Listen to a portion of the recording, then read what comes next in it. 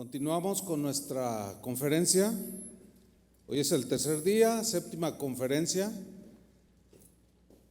Voy a invitar al pastor Daniel Rubalcaba. Él nos va a hablar acerca de cómo el Señor nos va formando el carácter poco a poco. El apóstol Pablo decía: estoy seguro que Dios, que comenzó a hacer su buena obra en ustedes, la irá llevando a buen fin hasta el día en que Jesucristo regrese. Es decir, que nuestra formación como ministros, como cristianos primero, pero también como ministros, es que Dios va trabajando día con día en nuestro carácter. ¿Sí lo han notado, no? Entonces, Pastor Daniel, gracias por compartir la palabra de Dios, de todo un poco.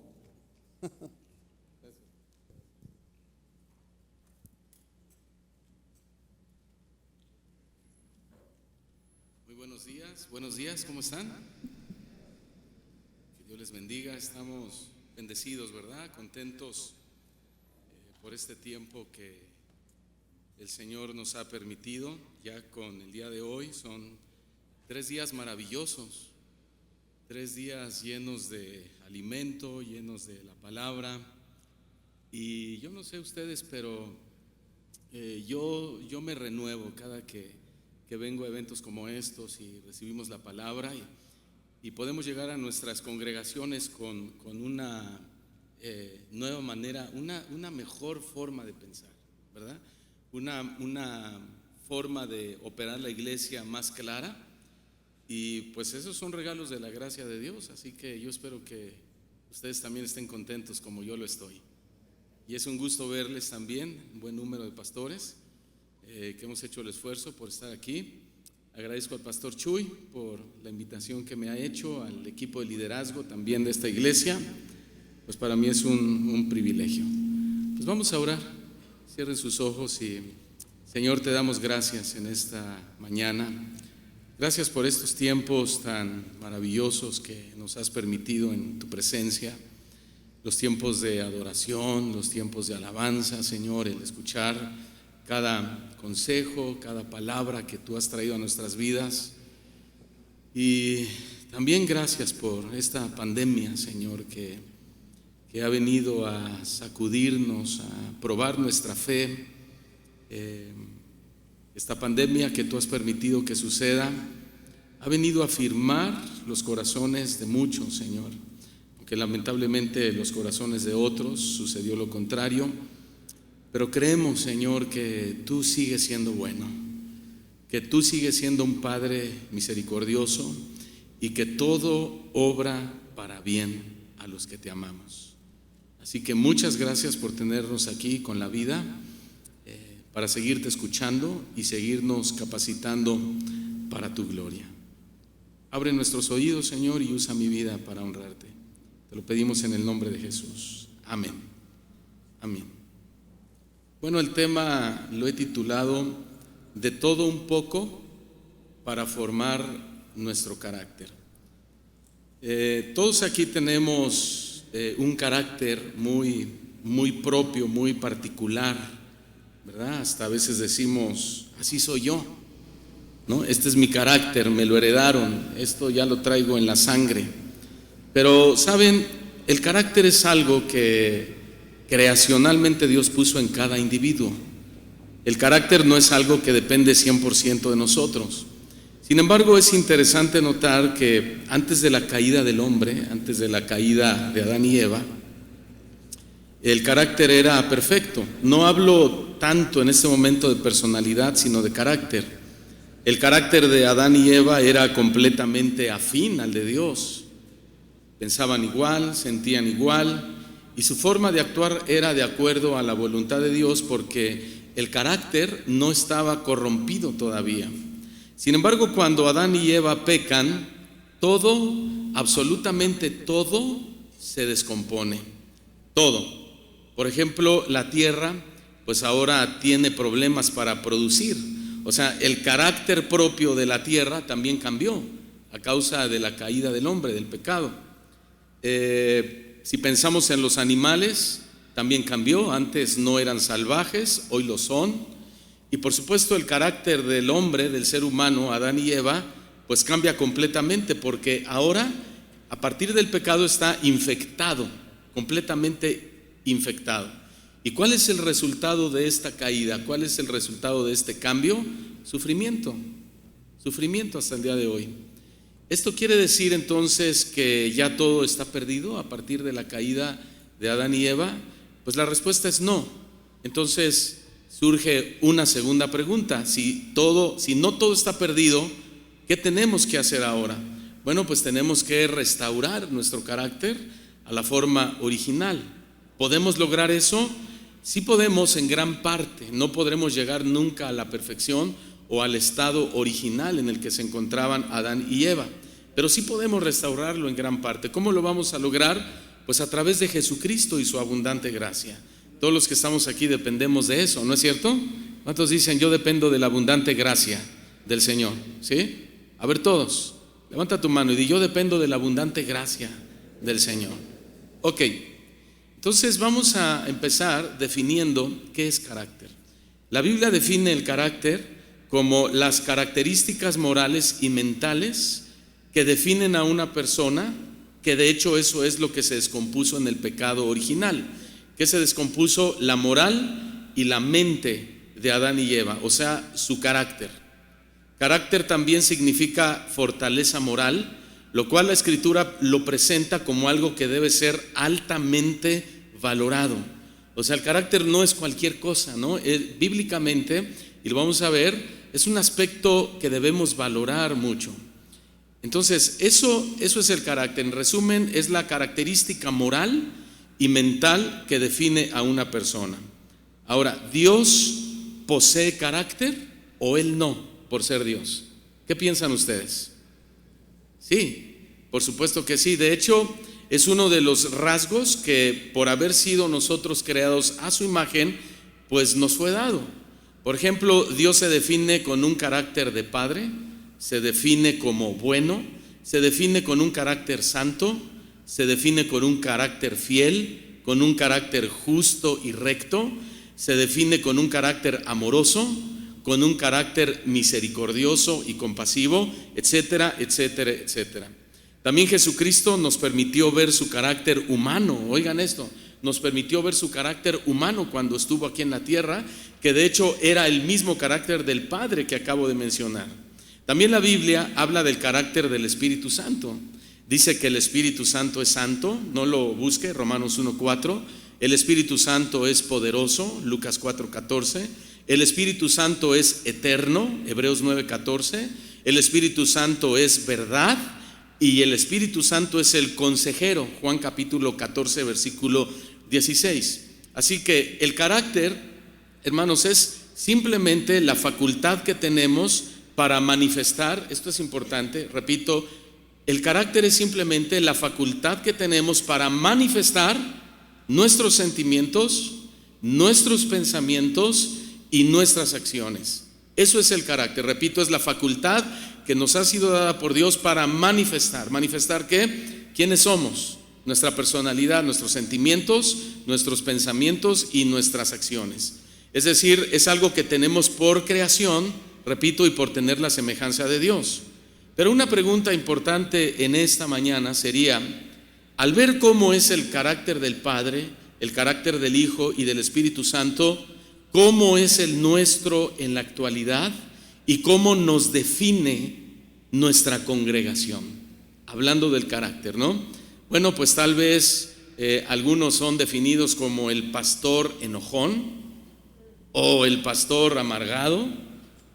Tal vez alguien por ahí, el pastor triste o el pastor legalista, o alguien más dirá, mi pastor yo lo defino como un pastor liberal, o el carácter de mi pastor es tiene cara de pocos amigos, o peor aún, el ladrón. Bueno, pues nada de esto en realidad es culpa del diablo. Esto es culpa de nosotros. Estamos hablando de carácter y personalidad. Miren, hermanos, no es un congreso para la iglesia en general, aunque está lleno de principios que aplican para todos. Este es un congreso de pastores, o sea, es una reunión de líderes principales de una iglesia.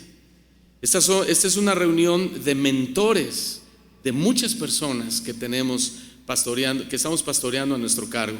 Estamos hablando de personas que cargamos sobre nuestros hombros la responsabilidad de miles de personas. No sé si se habían puesto a pensar en eso, pero es muy importante hacerlo, ¿no? Entonces yo pregunto, ¿será relevante el carácter de un pastor? ¿Sí? ¿Será indispensable el carácter para operar la iglesia? Y la otra pregunta es, ¿y tendrá algún tipo de repercusión? ¿Qué piensan ustedes?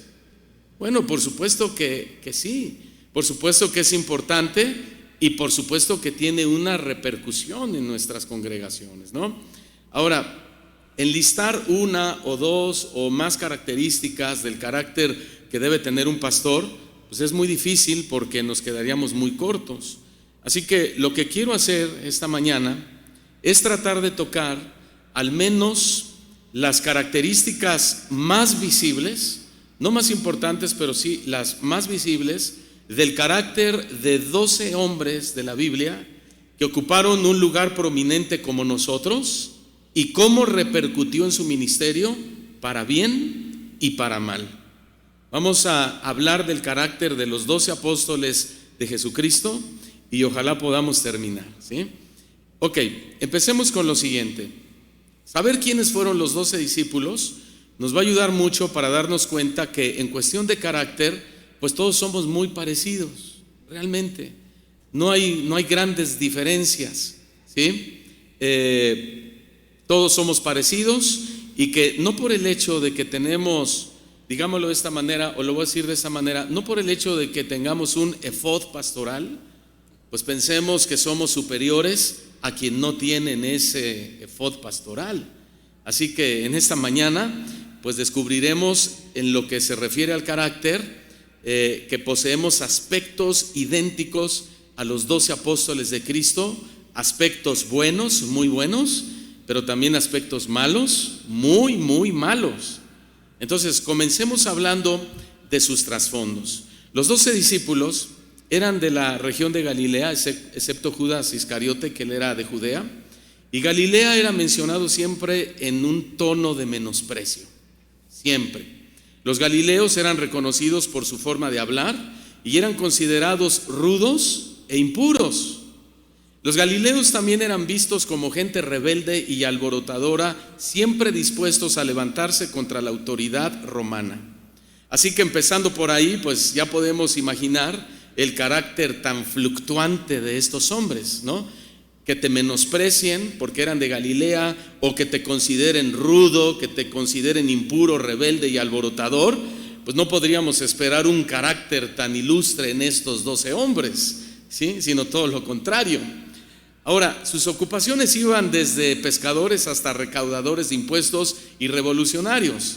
Así que ya se imaginarán, pues los pescadores eran personas bruscas, los recaudadores eran abusivos y los revolucionarios eran agresivos. O sea, que ni se te ocurra meterte con uno de ellos porque no vives para contarlo, ¿verdad? Esa es la realidad que se vivía en aquella época. Algunos de estos hombres eran casados. Pablo nos cuenta en Corintios que los apóstoles, los hermanos de Jesús y Cefas llevaban con ellos una esposa creyente. Así que miren, el carácter de los apóstoles no era la única necesidad que atender. Escuchen bien, también había que lidiar con el carácter de sus esposas, porque ellos iban acompañados de ellas. Por ejemplo, el celote con la celota, ¿verdad? El hijo del trueno con la esposa que truena, ¿no? El incrédulo con la incrédula, etcétera, etcétera, etcétera. O sea, también a ellas había que ayudarlas, no solamente a los 12 apóstoles de Cristo. Uno de ellos era muy versado en las escrituras. ¿Quién era? Natanael, pero también era muy orgulloso. Natanael dijo: ¿puede algo bueno salir de Nazaret? Y bueno, ¿saben? Hay muchos pastores Natanaeles todavía pensando que nada bueno hay en los demás, solamente en ellos, ¿sí? Esto es solo una observación, todavía no es el tema. ¿Cuál fue el propósito de los apóstoles? Bueno, después de que Jesús fuera bautizado por Juan el Bautista y pasara 40 días en el desierto, Él comenzó a enseñar y muchas personas comenzaron a seguirlo, entre ellos los apóstoles. Después de una noche de oración y meditación, Jesús escogió 12 hombres de entre toda esta multitud que lo seguía. Fíjense bien, Jesús escogió con absoluta precisión a sus futuros líderes. Y cuando digo con absoluta precisión, es porque Él conocía bien su trasfondo, conocía bien su carácter y conocía bien sus preocupantes personalidades. Y sin embargo, nuestro Señor Jesús no consideró eso un impedimento para confiarles el ministerio. Y saben, esto es asombroso. Y más que asombroso, es alentador para ti, es alentador para mí, porque Dios también conoce nuestras diferencias de carácter. Dios también conoce nuestras diferencias en nuestras personalidades. Sin embargo, hoy estamos aquí por su gracia. ¿Cuántos le dan gracias a Dios por eso? Pero miren, Pablo dijo que el llamamiento y los dones ¿son qué? Son irrevocables, sí, pero el carácter puede echar todo a perder. Entonces estamos hablando de dos cosas diferentes, ¿no? ¿Qué quiere decir? Que aunque los dones y el ministerio ahí están y son irrevocables, sin embargo, el carácter sí debe ser arreglado, porque como lo compartía el pastor Chuy, ¿verdad? Y decía, bueno, pues te dan un don y qué suave, tú estás ministrando algo que no es propio de ti, que tú no generaste, tú no produces, pero el carácter no es un don, no es un regalo, eso lo tenemos que arreglar. Y esto es lo que estamos tratando de ver en los 12 apóstoles de Jesucristo. Entonces, por ejemplo, a Jacob le quitaron lo usurpador antes de continuar su camino. A ti y a mí, ¿qué nos necesitará quitar el Señor antes de continuar nuestro camino en el ministerio? Creo que hay muchas cosas, ¿no? Ahora, estos 12 hombres serían el objetivo principal de la enseñanza y el adiestramiento de Jesús. Jesús dijo en Juan 17:23, yo en ellos, Dios, y tú en mí, para que ellos sean perfeccionados en unidad, para que el mundo sepa que tú me enviaste y que los amaste tal como me has amado a mí. Ahora bien, estos son los 12 hombres que en su mayoría demostrarían ser compañeros valiosos de Jesús. Oigan bien, compañeros valiosos de Jesús. Aquí hay un primer principio. ¿Cuál es eso? Somos compañeros. ¿Sí? ¿Compañeros? ¿Sí? Dile al que está a tu lado, somos camaradas. Somos compañeros valiosos. Amén. Ahora, así como Jesús conocía la personalidad y el carácter de sus nuevos camaradas, pues en algunos casos personalidades fuertes, en otros casos personalidades débiles, también conoce la personalidad y el carácter de cada uno de nosotros. Hermanos, Jesús sabía todo acerca de sus camaradas, todo. Él sabía que lo decepcionarían, sabía que lo abandonarían, sabía que lo negarían y que hasta lo traicionarían. Es decir, Jesús conocía a la perfección la personalidad completita de cada uno de ellos. Ahora noten lo siguiente. Viene algo increíble. Jesús sabía que estos hombres, una vez que fueran llenos del Espíritu Santo, esto es importantísimo, una vez que estos hombres fueran llenos del Espíritu Santo, su carácter cambiaría radicalmente y que a partir de ese momento serían los primeros testigos del Evangelio, llevando el mensaje hasta los confines de la tierra. Entonces, no sé si alcancen a notar lo que hace el poder del Espíritu Santo en un ministro, ¿sí? ¿Alcanzan a ver el efecto del poder del Espíritu Santo en un pastor? Primero influye en el carácter, después nos llena de poder y después nos usa. Este orden es muy importante. Primero forma nuestro carácter, nos ayuda en nuestro carácter, después nos llena de poder y después nos usa. Luego estos 12 hombres que están siendo ya ayudados por el Espíritu Santo en su carácter, son bendecidos por Dios para bendecir al mundo entero. Entonces, este proceso valió la pena, ¿no? ¿Para qué fuimos puestos nosotros en el ministerio? Para bendecir a las personas. Y si entendemos que hemos sido puestos aquí para bendecir a las personas, entonces vale mucho la pena el proceso que va a sufrir nuestro carácter. Hay algo más. A los 12 apóstoles se les dio una gran comisión. La gran comisión de ir y hacer discípulos a todas las naciones, bautizándolos en el nombre del Padre y del Hijo y del Espíritu Santo. Entonces, hermanos, lo que estamos haciendo nosotros es una gran comisión, ¿sí? Es una gran comisión. No veas tu comisión como algo pequeño, porque a los ojos de Dios es una gran comisión. ¿Cuántos dan gloria a Dios por eso, hermano? Es una gran comisión. Bueno, hasta aquí un breve o brevísimo contexto general de los 12 apóstoles. Ahora, pues vamos al grano. Vamos a comenzar hablando un poco sobre el carácter de nuestro camarada Simón Pedro. Pedro vivía en Capernaum. Pedro era pescador de oficio. Su hermano era Andrés, otro de los 12 discípulos. Pedro fue casado, vio muchas veces obrar el poder de Jesús. Herodes lo encarceló por predicar, pero un ángel de Dios lo rescató. O sea, lo que vemos en Pedro es que él fue un hombre muy privilegiado, pero escuchen lo siguiente: su personalidad y su carácter eran bastante defectuosos. Y hay por lo menos 3 rasgos que sobresalen en su carácter.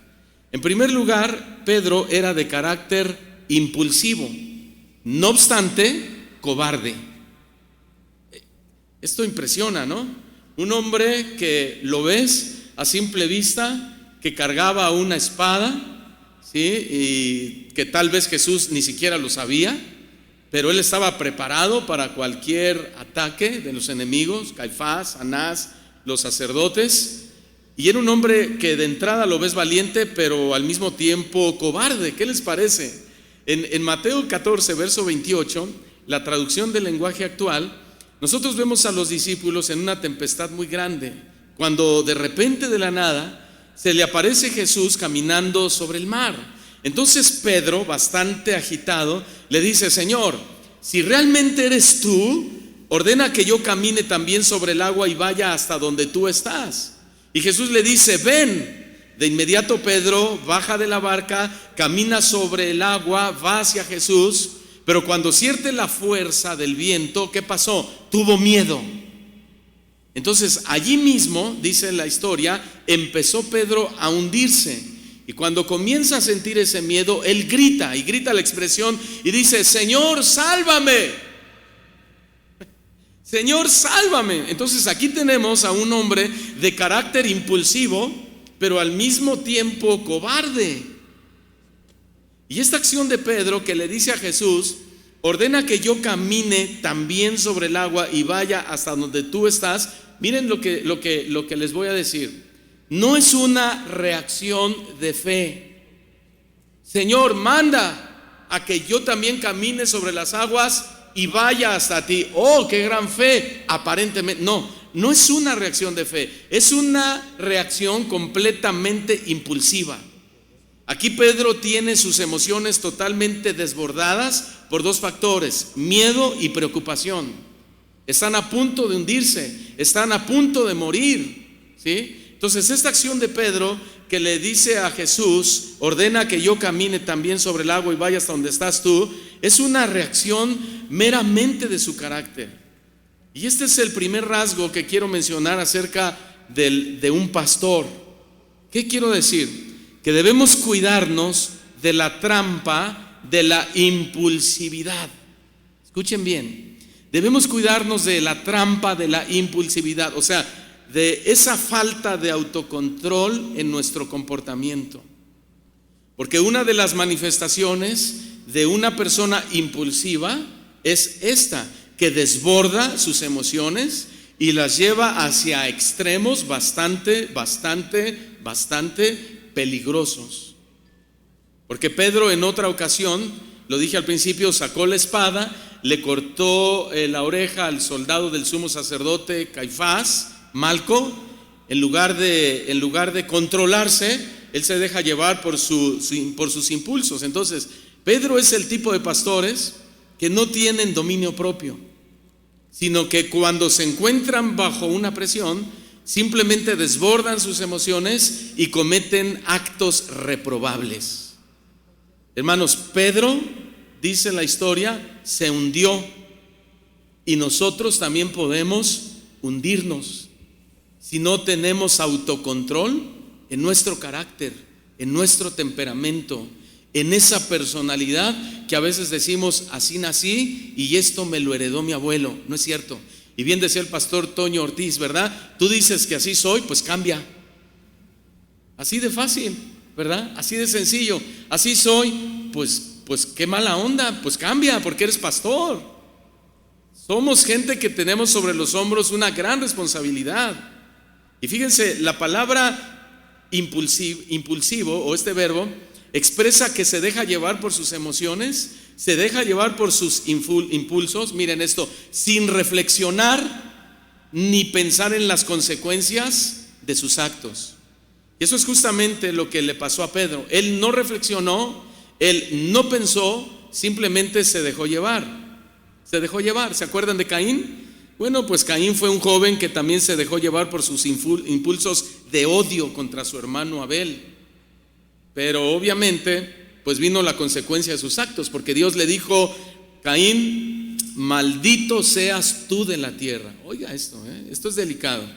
Maldito seas tú de la tierra. Cuando labres la tierra no volverá a dar su fuerza y errante serás para siempre. Eso está en Génesis 4. Y Caín le responde y le dice a Dios, Dios, grande es mi castigo para ser soportado.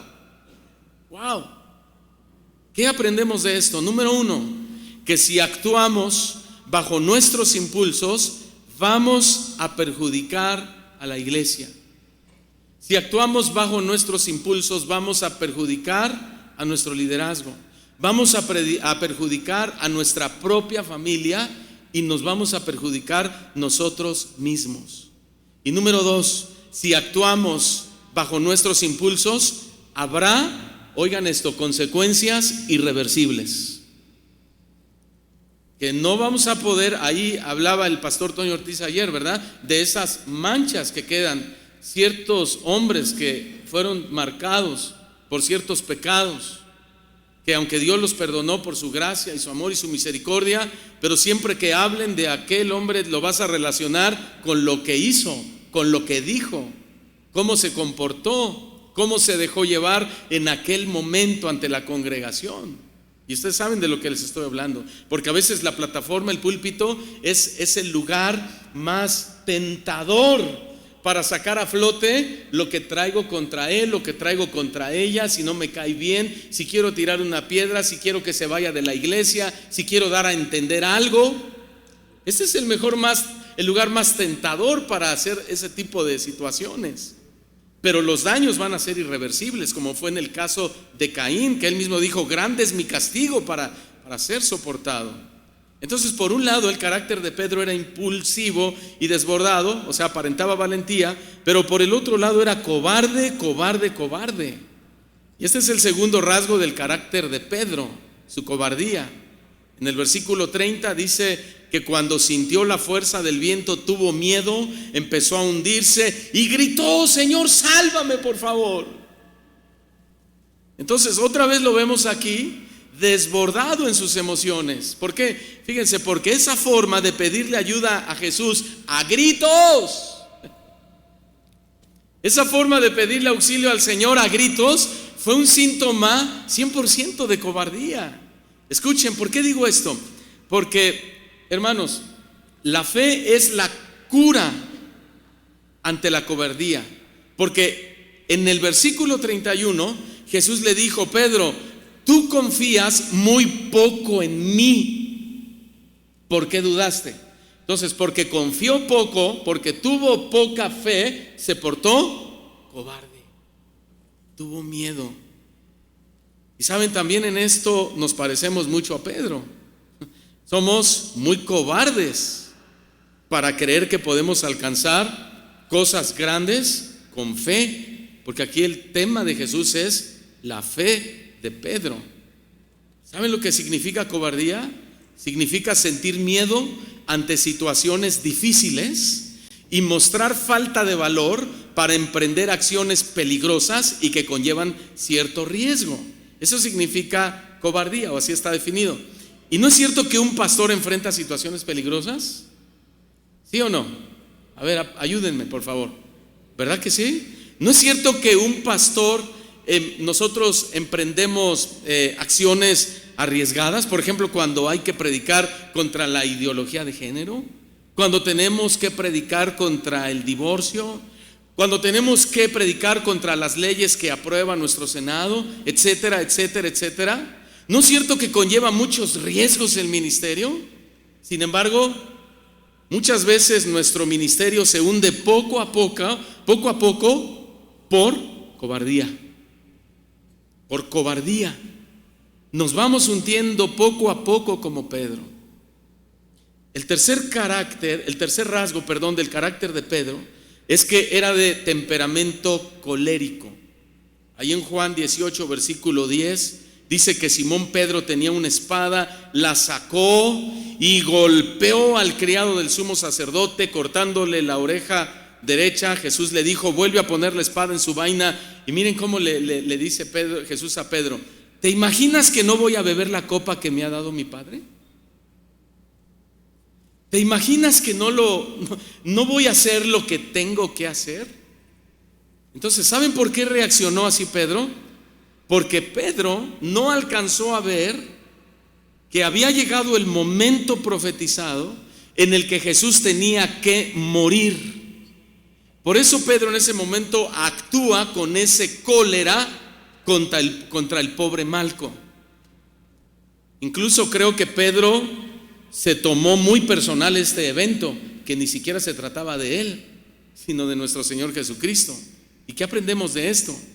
Que nosotros no podemos pasarnos la vida como Pedro, golpeando gente. No podemos pasarnos la vida tomando las cosas en el ministerio personal. No podemos pasarnos la vida en el ministerio pensando que los problemas, los ataques, las adversidades, las persecuciones, las críticas, las murmuraciones son contra mí personalmente, porque yo soy el pastor de mi iglesia, porque yo soy el representante legal, porque yo soy el representante de Dios aquí. No. Hermanos, escúchenme bien. El problema en esta acción, en este evento de Pedro, el problema no era Malco, el problema no eran los soldados romanos, el problema ni siquiera era Caifás, el sumo sacerdote, el problema era el carácter de Pedro. Ese era el problema. Por eso le dice Jesús: oye Pedro, guarda la espada. ¿Te imaginas que no he de pasar por este evento? ¿Estamos entendiendo esto? Hermanos, el problema no es la congregación. El problema, hermanos, no es la gente. El problema es que no sabemos actuar bajo presión. Dios nos puso en el lugar que estamos para restaurar, no para golpear, no para enseñorearnos de las personas, no para abusar de la gente, solo porque ellos nos metieron a un momento difícil, bajo presión, hablaron algo, dijeron algo. Sin embargo,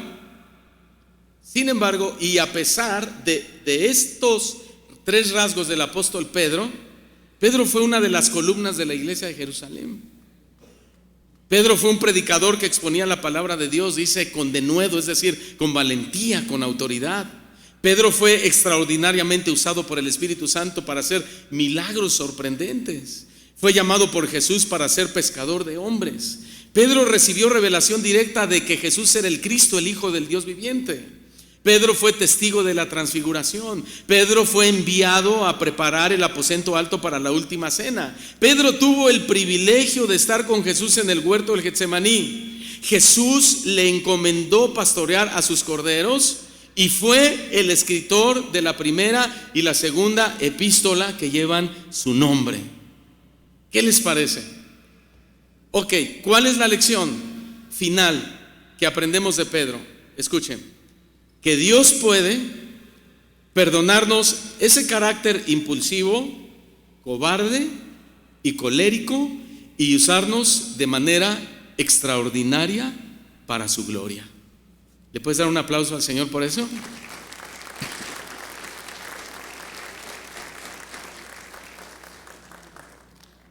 Ahora hablemos sobre el carácter de nuestro camarada Jacobo.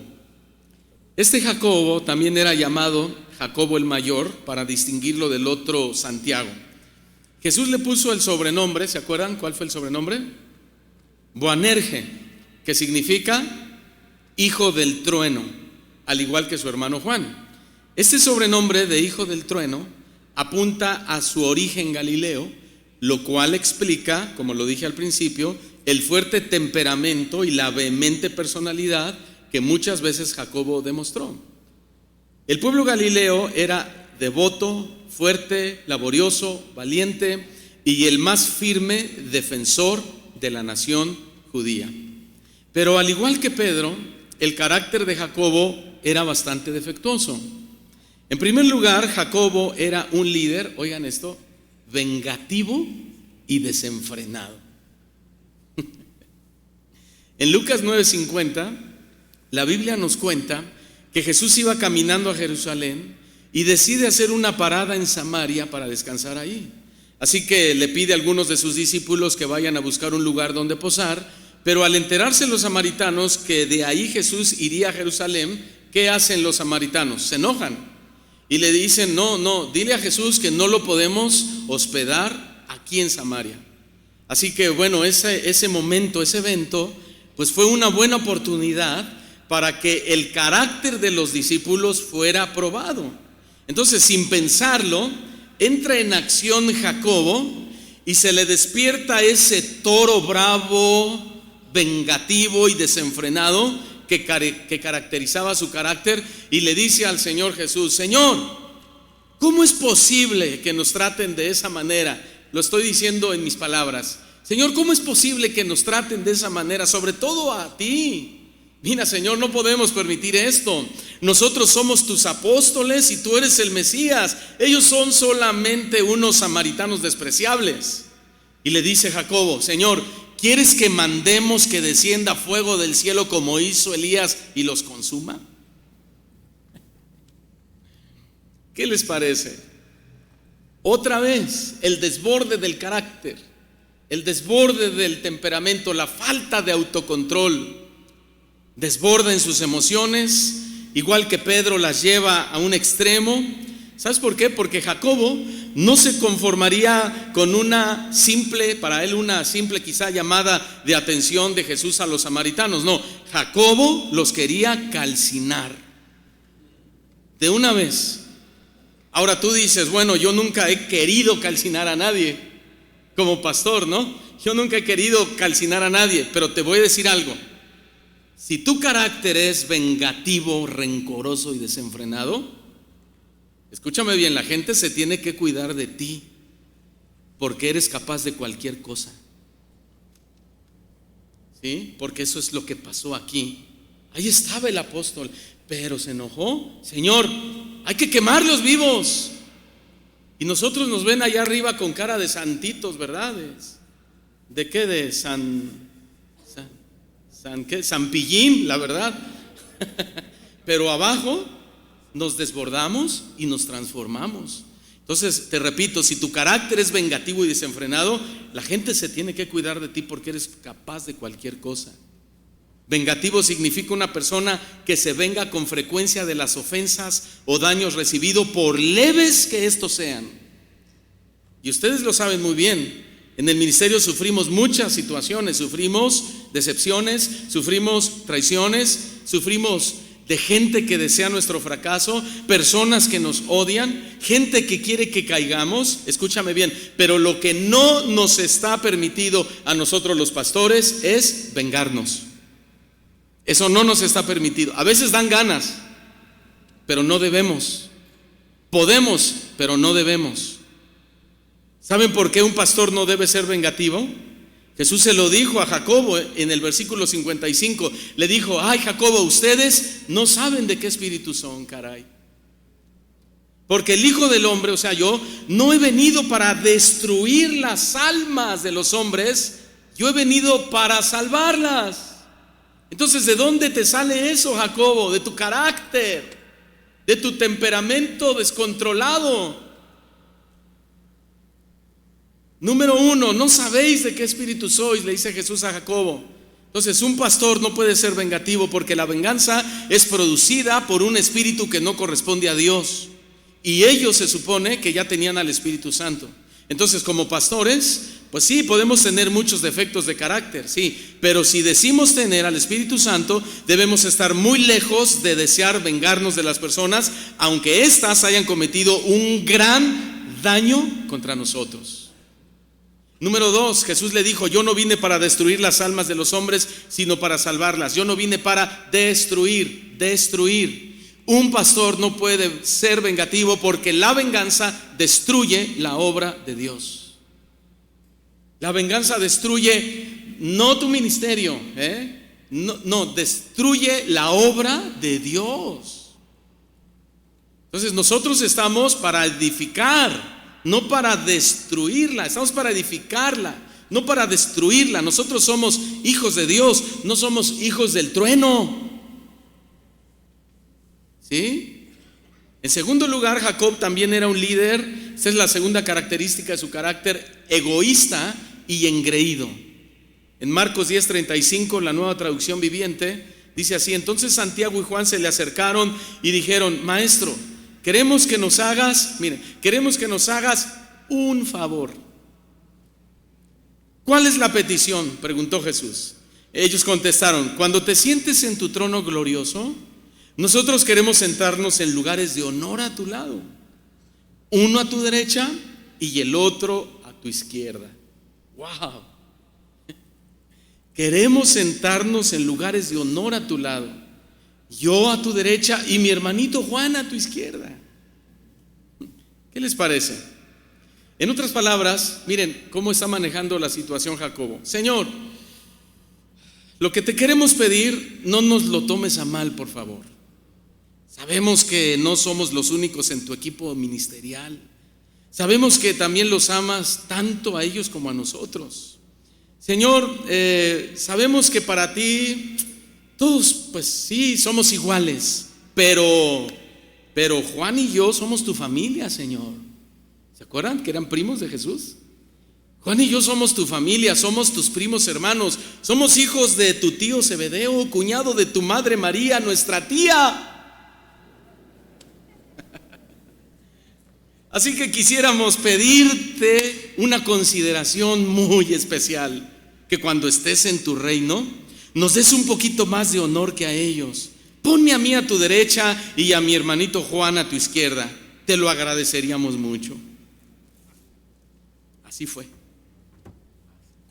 Pues Jacobo es el prototipo de muchos pastores que no están conformes con lo que Dios les ha dado por su gracia, por su pura gracia. Pastores que lamentablemente están dispuestos a pisar a sus compañeros pastores, con tal de obtener una posición más alta dentro del grupo. Pero ¿qué creen que le respondió Jesús a sus primitos? Verso 38, no saben lo que piden. De verdad, Jacobo, no sabes lo que piden. ¿Acaso ustedes pueden beber de la copa amarga de sufrimiento que yo estoy a punto de beber? ¿Acaso ustedes pueden ser bautizados con el bautismo de sufrimiento con el cual yo tengo que ser bautizado? Y ya saben lo demás. Sí podemos, ¿verdad? ¿Cuál es la lección que aprendemos de esto? Que muchos solo piensan en su propia grandeza. Muchos solo piensan en su propio éxito ministerial.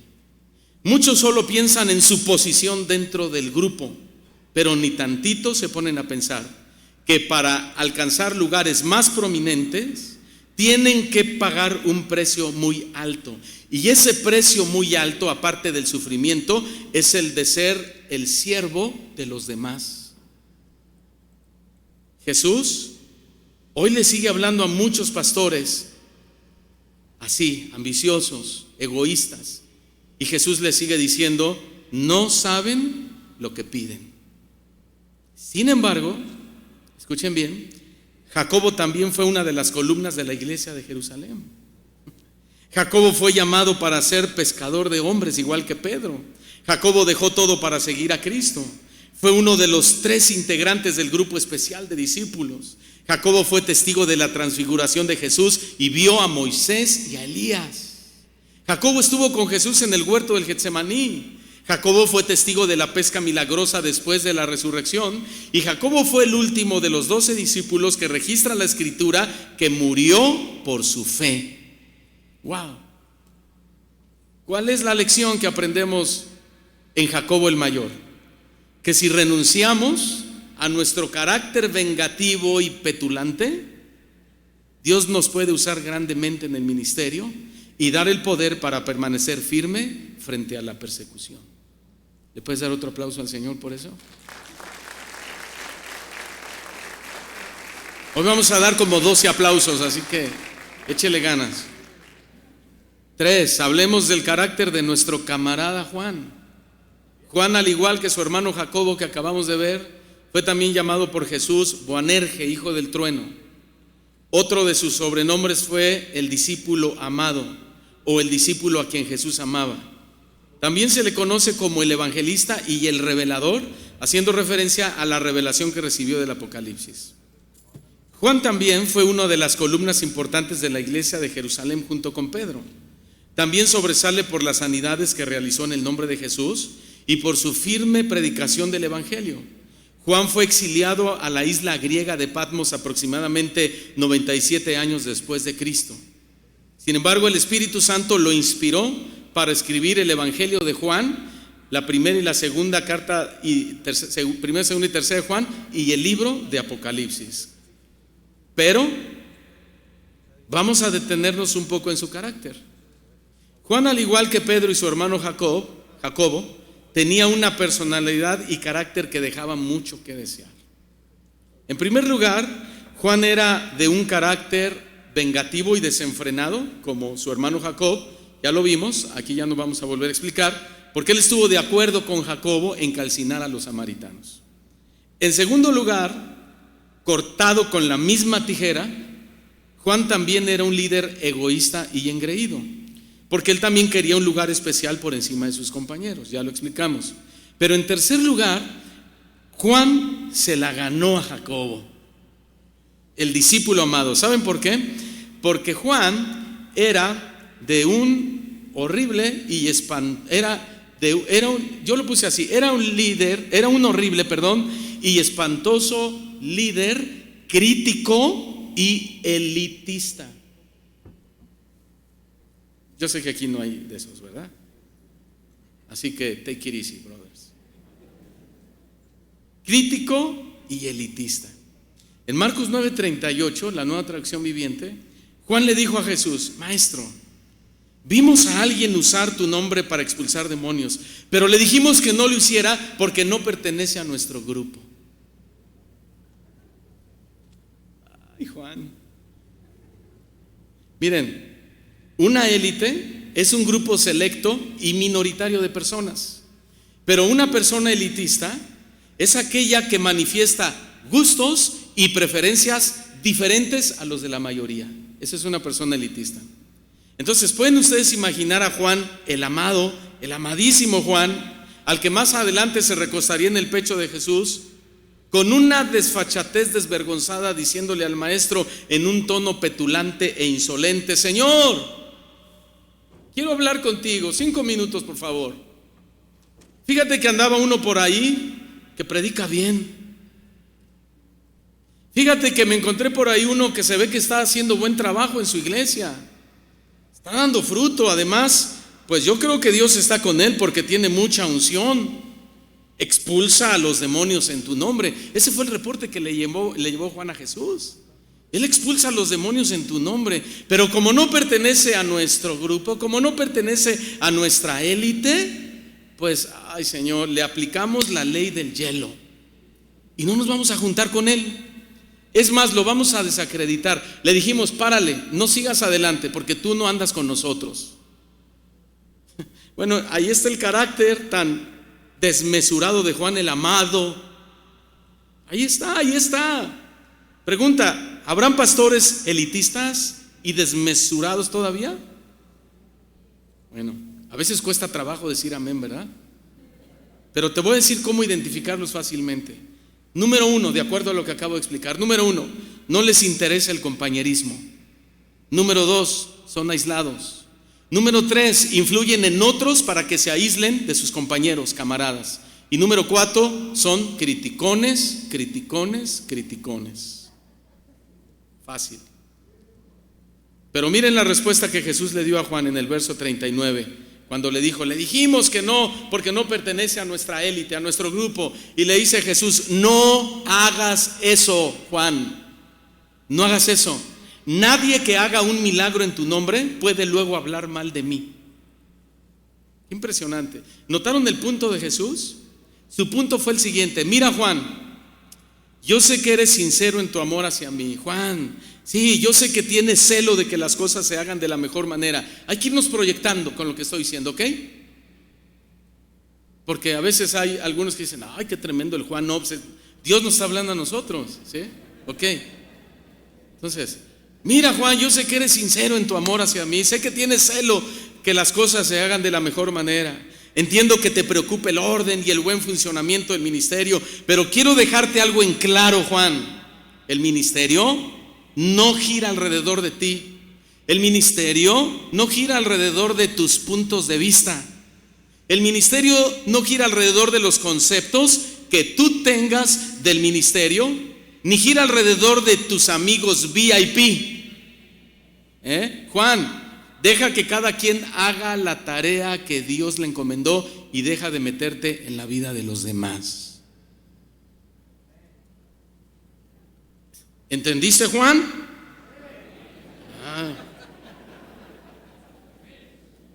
Hermanos, el elitismo le ha hecho mucho daño a la obra de Dios.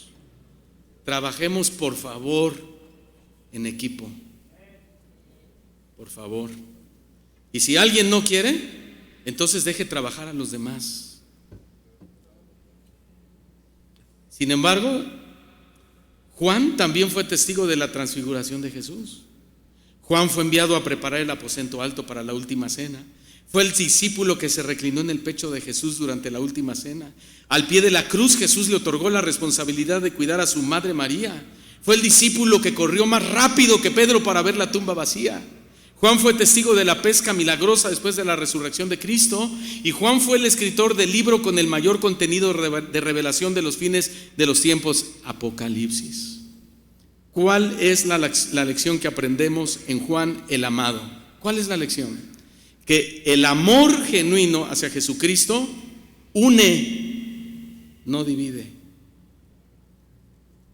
El amor genuino hacia Jesucristo une, no divide. Número 4, hablemos sobre el carácter de nuestro camarada Andrés. ¿Ya entendieron un poquito el tema? Un poco de todo, o cómo le, ya ni me acuerdo cómo le puse. De todo un poco, ¿verdad? De todo, ok. Hablemos de Andrés. Andrés, su nombre significa varonil y valeroso. A lo mejor estaba bien galán, no lo sé, ¿verdad? Él fue el primero en seguir a Jesús. Por eso él es llamado el protocleto. Protocleto significa el primer llamado. Interesante. La primera característica ministerial que sobresale de Andrés es que fue discípulo de Juan el Bautista. Ahora, tocante al carácter de Andrés, al menos vemos dos características muy peculiares en su vida. Número 1, tenía un carácter entusiasta con respecto a Jesús. Juan 1:35. Al día siguiente, Juan el Bautista estaba otra vez allí con 2 de sus discípulos y vio a Jesús que pasaba y dijo Juan el Bautista, yo puse entre paréntesis, lo debió haber dicho con entusiasmo: he ahí el Cordero de Dios. Y los 2 discípulos le oyeron hablar y, entre paréntesis, con entusiasmo, siguieron a Jesús. Jesús se volvió y viendo que le seguían con tanto entusiasmo, les dijo: ¿qué buscáis? Y ellos le preguntaron con entusiasmo: Rabí, ¿dónde te hospedas? Él dijo: venid y veréis. Entonces, con entusiasmo, fueron y vieron dónde se hospedaba y se quedaron con él aquel día. Uno de los 2 que oyeron a Juan el Bautista y siguieron a Jesús era Andrés. hermano de Simón Pedro. Él encontró primero a su hermano Simón, o sea Pedro, y le dijo con entusiasmo: hemos hallado al Mesías. Entonces, con entusiasmo lo trajo a Jesús, a Pedro. ¿Vieron todas las reacciones entusiastas de Andrés? Ahora, tal vez Andrés le dijo a Juan el Bautista: Juan, oye Juan, qué emoción conocer a Jesús, ahora que nos lo acabas de decir, ¿verdad? Y aquí el Cordero de Dios, es emocionante, se me enchinó la piel, sentí muchas ganas de llorar. Pero Juan, mira, tú sabes que yo te amo sinceramente, sabes que te admiro demasiado, sabes que te respeto como profeta que eres, pero algo acaba de pasar en mi interior, porque ahora siento un entusiasmo muy grande por seguir a Jesús. Así que Juan, yo te quiero, discúlpame, ya no voy a poder seguir comiendo tus chapulines. ¿Se imaginan la felicidad de Juan el Bautista al ver tan entusiasmado a Andrés para con Jesús? Hermano, es que ese es el gozo de un pastor, ese es el gozo de un ministro, ver a su congregación entusiasta hacia Cristo. Ese es nuestro gozo, hermanos. Pero te voy a decir algo, sin duda que Andrés aprendió de Juan el Bautista el entusiasmo hacia Cristo, porque Juan tomó la iniciativa cuando con entusiasmo le dijo: Andrés, he ahí el Cordero de Dios, he ahí, yo solo vine a preparar su camino, es Él, he ahí el Cordero de Dios. ¿Qué quiere decir? Que el entusiasmo hacia Cristo y el ministerio comienza en nosotros. Y es que en el ministerio pues necesitamos mucho entusiasmo para poder disfrutar lo que estamos haciendo, ¿no? Porque hoy en día hay muchos pastores que no disfrutan su ministerio y tampoco llegan lejos porque se les fue el entusiasmo por la obra y por el Señor de la obra. Se les fue el entusiasmo. Se les fue el entusiasmo por orar, ya oran muy poco. Se les fue el entusiasmo por escudriñar la palabra, mejor googlean. Se les fue el entusiasmo cuando predican porque son aburridos. Se les fue el entusiasmo por la iglesia porque se volvió una rutina, etcétera, etcétera, etcétera. Entusiasmo es el sentimiento intenso de exaltación del ánimo producido por la admiración apasionada hacia alguien o algo que se manifiesta en la manera de hablar y de actuar. Ahí está Juan y ahí está Andrés. Es eso.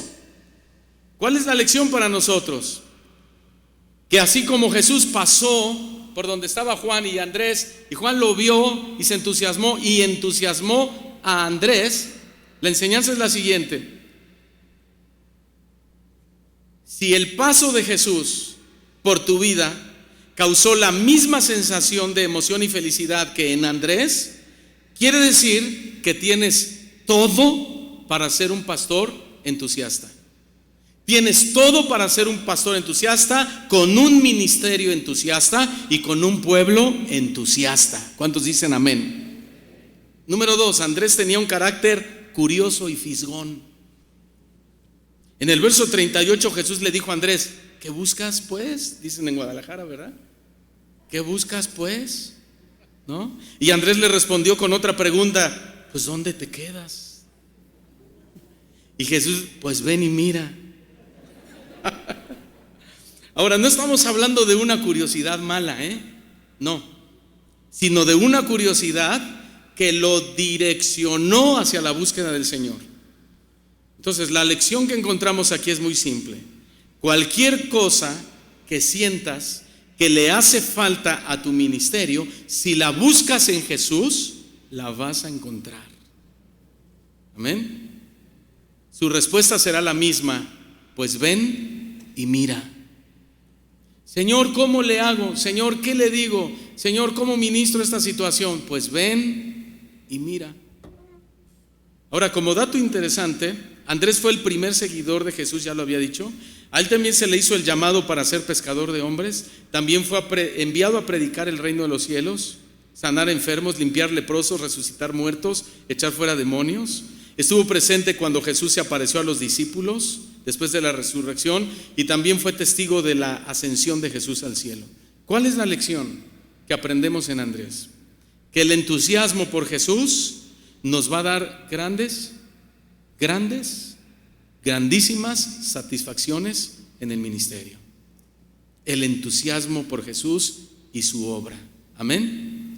Demos otro aplauso fuerte al Señor.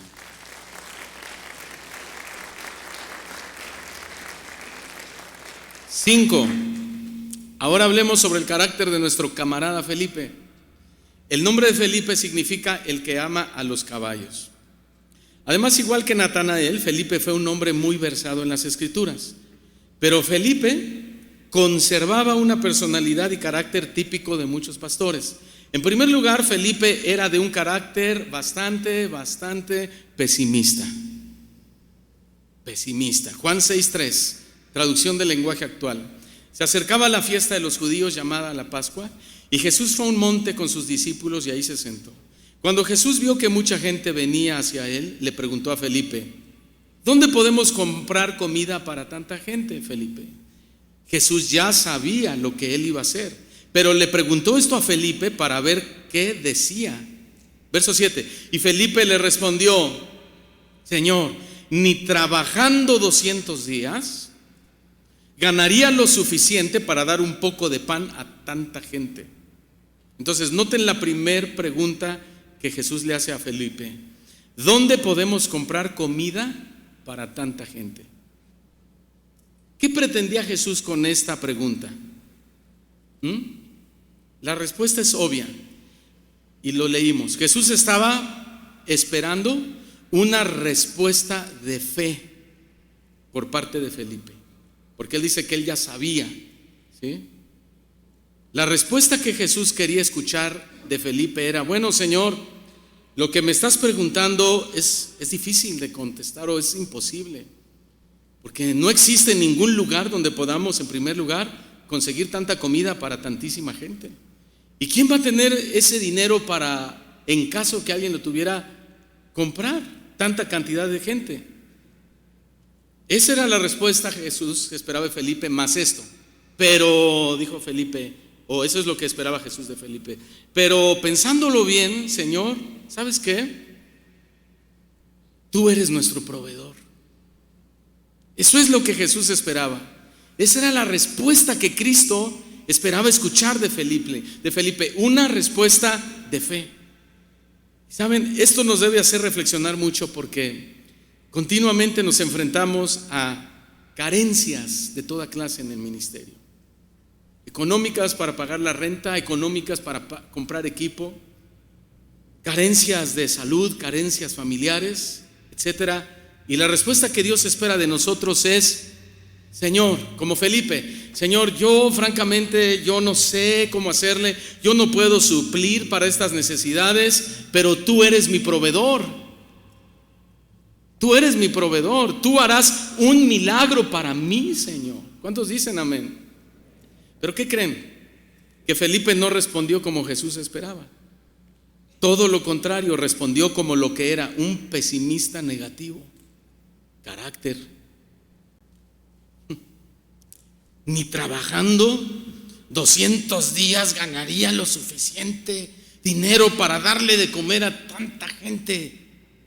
Así el Felipe. ¿Sabe lo que significa pesimista? Significa una persona que tiende a ver y a juzgar las cosas en su aspecto más negativo. Y ahí tenemos a Felipe, un hombre, escuchen esto, versado en las Escrituras, un hombre que pudo encontrar a Jesús en la ley de Moisés y los profetas, ¿se acuerdan? Él lo descubrió ahí, pero no pudo encontrar optimismo y fe en su propia persona. Y ese ha sido un factor muy desfavorable en muchos pastores, porque son versados en las Escrituras, conocen mucha doctrina, mucha teología, tienen dones hermosos, pero no pueden ver milagros en sus ministerios porque su carácter y su personalidad es pesimista. Ese es un gran enemigo, hermanos. Otro problema de Felipe es que él tenía, bueno, no es problema, esta es una virtud, era servicial, era pesimista pero servicial, así como decimos, pues sí me checa pero no me cuadra, ¿verdad? Dice que vinieron a Felipe en Juan 12:20, había unos griegos y fueron a Galilea para ver a Felipe, uno de los 12 discípulos de Jesús, y le le dijeron a Felipe, le dijeron: Señor, queremos ver a Jesús. O sea, llévanos a Jesús. Ajá. Y Felipe, que era de Betsaida, fue a contárselo a Andrés, y los dos fueron a decírselo a Jesús. ¿Qué le pidieron estos griegos a Felipe? Queremos ver a Jesús. ¿Qué hizo Felipe? Fue a decírselo a Jesús. ¿Qué vemos aquí? Que Felipe entendía perfectamente el principio básico de un líder. ¿Y cuál es el principio básico de un líder? Servir a los demás. Servir a los demás. Un pastor no está para mandar en la iglesia, está para servir a los demás. Porque cuando tú te paras en un púlpito y tú haces esto y golpeas el púlpito y dices: aquí yo tengo autoridad, en ese momento perdiste toda tu autoridad. Porque el pastor está para servir a los demás. Servir significa ser apto para cierto fin o estar capacitado para cierto propósito. ¿Saben en qué momento nos sentimos verdaderamente útiles como pastores? Cuando vemos el fruto del servicio que le estamos dando a nuestra congregación. Escuchen lo que Jesús le dice a Felipe y a los demás discípulos en el verso 26. Si alguno de ustedes quiere servirme, tiene que obedecerme. Y donde yo esté, ahí estarán también los que me sirven, y mi Padre los premiará. ¿Cuál es la lección para nosotros? La lección es la siguiente: nadie que tenga un espíritu pesimista puede estar en el ministerio. ¿Oyeron bien? Pero tampoco el que carece de un espíritu de servicio, aunque sea muy optimista, puede estar en el ministerio. Porque optimismo y espíritu de servicio trabajan juntos. Ahora, a pesar de que Felipe era pesimista en su carácter, presenció sin embargo la multiplicación milagrosa de los panes y los peces. Jesús le dijo: si me has visto a mí, has visto al Padre, Felipe. Y además estuvo presente en la última cena. ¿Cuál es la lección que aprendemos en Felipe? Que Dios está dispuesto a revelarse en nuestro ministerio con cosas sorprendentes, pero no si nuestro carácter es pesimista y poco servicial. Siguiente, hablemos del carácter de nuestro camarada Bartolomé. Vamos a la mitad del mensaje, es el sexto apenas. Bartolomé es también Natanael. Natanael, al igual que Felipe, fue muy versado en las Escrituras. El nombre de Felipe significa Dios ha dado. ¿Nos dice algo este significado? ¿Sí? ¿Qué nos dice? Nos dice mucho, ¿no? Nos dice que Dios nos ha dado a la iglesia. Somos una dádiva a la iglesia. Somos un regalo para la iglesia. Pero Natanael tenía un carácter y una personalidad un tanto complicada, como todos los demás. En primer lugar, Natanael, aunque era muy versado en las Escrituras, sin embargo era escéptico. ¿Lo pueden creer? En Juan 1:46, Natanael preguntó y dijo: ¿acaso puede salir algo bueno de Nazaret? Le dijo a Felipe: ¿acaso algo bueno? No lo puedo creer, es imposible lo que me estás diciendo, Felipe. Y Felipe le dice: pues ven y lo verás. Escepticismo. Escepticismo define a una persona que duda o desconfía de la verdad, de lo verdadero. Y aquí vemos a un hombre con mucho conocimiento de las Escrituras, otra vez con mucha teología, otra vez con mucha doctrina, pero con mucha incredulidad también, Natanael. Y esto nos enseña una lección muy típica de nuestros tiempos, que hoy hay un hervidero de pastores en los púlpitos con mucho conocimiento teológico y doctrinal, pero son más escépticos que un ateo. ¿Se han dado cuenta? Pero hay que observar lo siguiente: este escepticismo no era un problema de fe en Natanael. Esto es importante. No era un problema de fe en Natanael, o de piedad, o de religión, como lo quieras llamar. Porque más adelante Jesús da testimonio de Natanael y le dice: él es un verdadero israelita. O sea, él reconoce, ¿no?, la condición, el nivel, la piedad de Natanael. Entonces no era un problema de fe de él. ¿Qué pasó entonces? Lo que pasó fue que el escepticismo de Natanael era un problema de personalidad y carácter propiamente de él. O sea, su teología le decía, cuando él vio a Jesús, que le dijo Felipe, la teología de Natanael le decía, sí, es él, es el Mesías, porque los profetas, porque Isaías, porque Jeremías, porque esto, porque lo otro, sí, es él, pero su carácter le decía, y si no es él, nos podemos estar equivocando, a lo mejor él no es el Mesías. Entonces no era un problema de fe, era un problema de carácter y personalidad. Impresionante. Y te voy a decir algo muy importante: ningún pastor debería pararse en un púlpito a predicar si es escéptico a las verdades de la Biblia. ¿Saben por qué? Porque la Biblia da suficiente evidencia histórica, teológica y doctrinal como para decir, soy cesacionista. Yo no creo en los dones, yo no creo en el mover del Espíritu Santo, porque la Biblia demuestra desde Génesis 1:1 hasta Apocalipsis 22:21 que la vida de la iglesia no depende solamente de la enseñanza, sino también del poder del Espíritu Santo, como fue en la iglesia de los Hechos. ¿Sí? Entonces, una iglesia viva sí es donde hay buena enseñanza, pero también es donde suceden milagros, donde hay profecía y donde los dones espirituales fluyen a través de las personas. Esa es la iglesia viva, no la escéptica. En segundo lugar, aunque Natanael fue escéptico, sin embargo era un hombre verdadero, porque Jesús dijo, este es un verdadero israelita, un hombre, dijo Jesús, realmente sincero, en Juan 1:47. Entonces este es un gran elogio, hermanos, que todos queremos en nuestro ministerio, ¿no es cierto? Que Dios nos diga, aquí viene un verdadero pastor, que Dios diga, aquí viene un verdadero ministro, un pastor realmente sincero. Todos queremos eso. Y esta pequeña palabra sincero nos dice mucho de Natanael. Nos dice que aunque una parte de él luchaba con el escepticismo, sin embargo era un hombre sincero en su amor con Dios. A pesar de esta falla en su carácter de Natanael, el escepticismo, pues también tuvo sus encuentros con Jesús.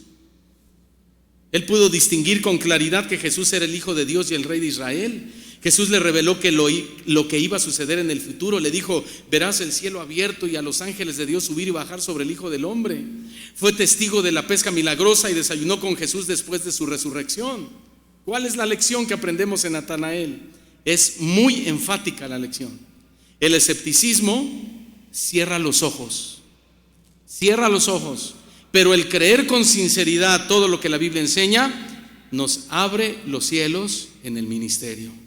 ¿Y cuántos quieren ver cielos abiertos en su ministerio? Dale otro aplauso fuerte al Señor. Número 7, voy a apurarme. Me dieron permiso, Hablemos de nuestro camarada Mateo, el tremendo Mateo, conocido como Leví. Era recaudador de impuestos, o sea, de carácter abusivo. Sin embargo, su nombre significa regalo de Dios. Pero en su personalidad y carácter, él era hospitalario. Dice que en Mateo 9:10 que Jesús y sus discípulos fueron a comer a casa de Mateo. Él era un hombre hospitalario. ¿Qué significa esto? Una persona hospitalaria es que recibe y acoge en su casa o en su tierra a los visitantes o extranjeros con mucha amabilidad y toda clase de atenciones. Entonces, un pastor siempre debe ser hospitalario. A mí me gusta siempre tener visitas en mi casa, pero miren, el carácter hospitalario de un pastor no se refiere a eso. Se refiere a que el pastor debe recibir, acoger con amabilidad y toda clase de atenciones a las almas que llegan a la iglesia. Un pastor nunca debe ser grosero con la gente. Un pastor nunca debe golpearlos desde el púlpito. Un pastor nunca debe sacar a balcón las ministraciones privadas. Un pastor nunca debe enseñorearse de nadie. Un pastor nunca debe amedrentar a las personas. Pero lo que sí debe hacer un pastor es ser hospitalario y recibir a las almas con amabilidad y buen carácter. Jesús nos lo dice en el verso 12 y 13. Dice, porque los que necesitan del médico son los enfermos, no los que están sanos. Y dijo Jesús: prefiero que sean compasivos con la gente y no que me traigan sus ofrendas. Está tremendo este versículo, ¿verdad? Jesús mismo nos está diciendo que la gente llegará herida a nuestras iglesias, hermanos, decepcionada, triste, depresiva, tomando ansiolíticos, chochos para dormir, a punto del suicidio, etcétera, etcétera, etcétera. Pero Jesús dice: prefiero que sean compasivos con la gente en lugar de que me traigan sus ofrendas. ¿Cuál es la lección para nosotros en Mateo? Que si tratamos bien a las almas que Dios mismo envía a nuestras congregaciones, como lo dice el significado de su nombre, seremos un regalo de Dios para ellos. Número 8, Tomás, también llamado Dídimo, el mellizo, porque tenía un hermano gemelo, también llamado dubitativo o Tomás el dudoso. ¿Hay pastores dudosos en la actualidad? ¿Sí? Como no tienen idea, ¿verdad? A lo mejor aquí hay 2 que 3, ¿no? Este Tomás tiene una personalidad y carácter cambiante. Primero, dubitativo, es decir, dudoso. O sea, Tomás dudó de la resurrección de Jesús. Ustedes ya saben, Juan 20:24. Pregunto, hermanos, les pregunto a ustedes: ¿algún pastor aquí duda de la resurrección de Cristo? A ver todos, ¿sí o no? Y entonces, ¿por qué dudamos de cosas más pequeñas? ¿No? ¿Por qué dudamos de su poder? ¿Por qué dudamos de su solvencia?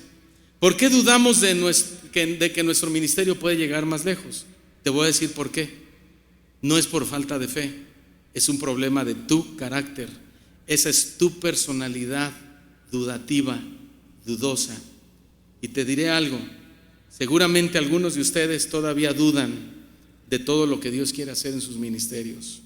Pero mientras no se deshagan de esa personalidad dubitativa, no te puedes considerar un pastor bienaventurado.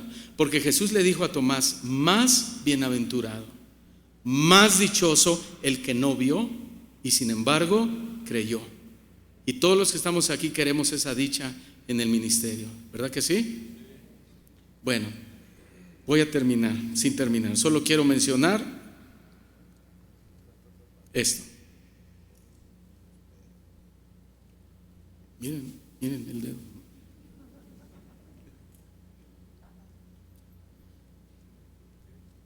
Híjole, estaban bien buenos los demás, ¿verdad? Es que el último era Judas Iscariote.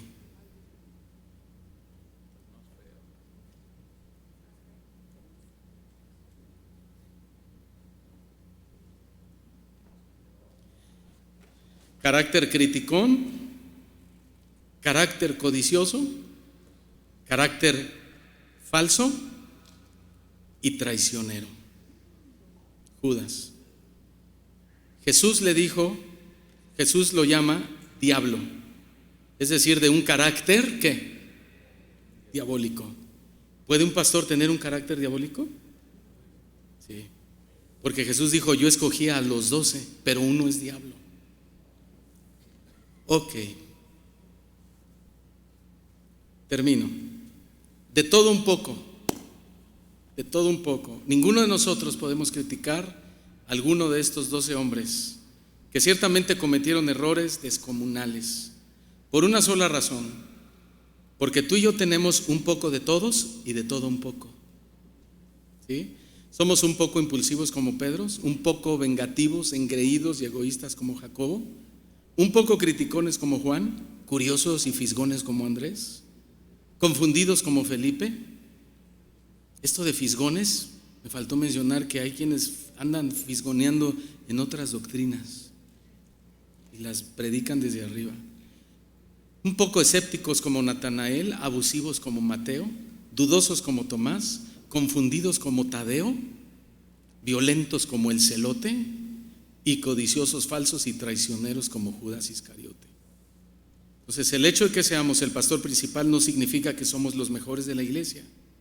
Ciertamente hemos emprendido el mejor viaje de nuestra vida, pero al mismo tiempo el más peligroso. Se nos pide calcular el costo antes de continuar, pero también se nos exige más servicio a Cristo y fidelidad y lealtad al Señor y a los demás. Pero lo mejor de todo es que no estamos haciendo el trabajo solos. Dios nos prometió que lo haríamos en el poder de su Espíritu Santo. Amén. Señor, gracias te damos por esta palabra. Nos has hablado lo necesario, Señor, y estamos agradecidos porque podemos ver tu amor hacia nosotros, podemos ver tu preocupación, pero también tu entusiasmo, Señor, porque tú no estás decepcionado realmente de nosotros, porque si así fuera, entonces tu misericordia no sería nueva cada mañana. Pero estamos delante de ti, cada uno con nuestro carácter y nuestra personalidad, diciéndote, Señor, que nos ayudes a mejorar. Ayúdanos, Señor, a parecernos más a ti, que esa personalidad y carácter que se cayó a causa del pecado, podamos, Señor, día a día corregirla y mejorarla, para que tú te agrades de lo que estamos haciendo y para que tu iglesia sea edificada. Hoy nos arrepentimos de todo corazón y te pedimos perdón desde nuestras entrañas y desde lo más profundo de nuestro ser y con toda nuestra sinceridad, porque sí, Señor, tenemos un poco de todos y de todo un poco. Gracias por habernos hablado. Te lo agradecemos mucho en el nombre de tu Hijo Jesucristo.